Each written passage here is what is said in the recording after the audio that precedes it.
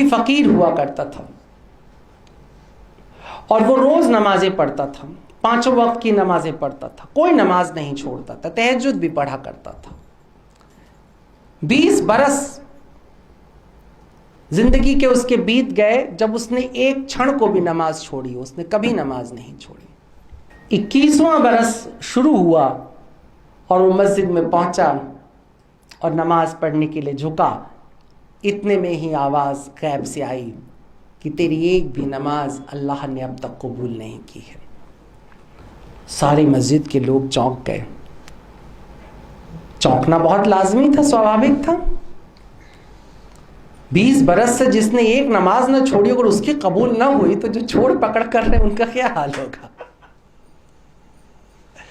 سبھی گھبرا گئے اور اداس بھی ہو گئے، کہیں تو رو بھی پڑے کہ کیا اللہ، یہ صلہ 20 برس اس نے روز نمازیں پڑھی اور اس کا صلہ یہ کہ ایک قبول نہ ہوئی۔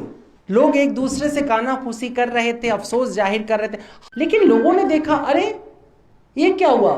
وہ فقیر کو تو ہارٹ اٹیک پڑ جانا چاہیے تھا، لیکن فقیر تھا کہ مست ہو کے ناچ رہا تھا، رو رہا ہے، ناچ رہا ہے، سجدے پہ سجدہ کیا جا رہا ہے۔ تو جب وہ تھوڑا سا شانت جب ہو رہا تھا تو لوگوں نے کہا کہ بھائی اتنی بری سوچنا تمہیں ملی ہے، یا تو تم پاگل ہو گئے، سنتولن تمہارا بگڑ گیا، ایک نماز تمہاری قبول نہیں کی گئی اور پھر بھی تم اتنے مست، اتنے خوش کیوں ہو؟